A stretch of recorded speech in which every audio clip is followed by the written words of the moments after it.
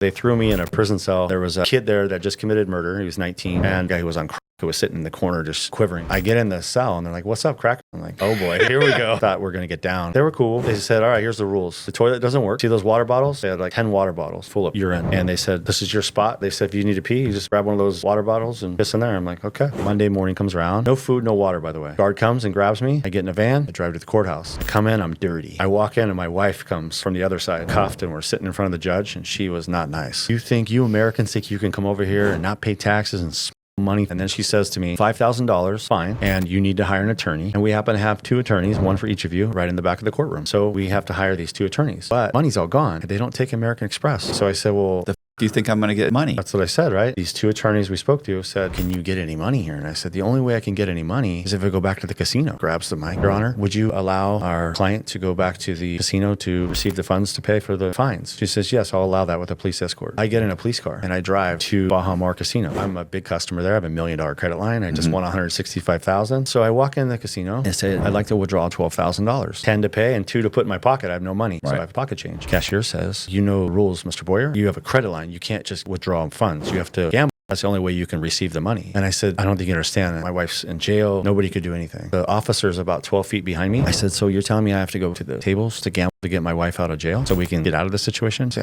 I can't tell you what to do. So I turn around and look at the officer and I said, I just need to go over there real quick. I walk to a baccarat table. I bet 20,000. What do you think happens? Did you win? Of course not. I lost. So what do you do next? You bet 24,000. Loser. 48,000. Loser. Now has accumulated to the point where I can't bet enough to win it back in one hand.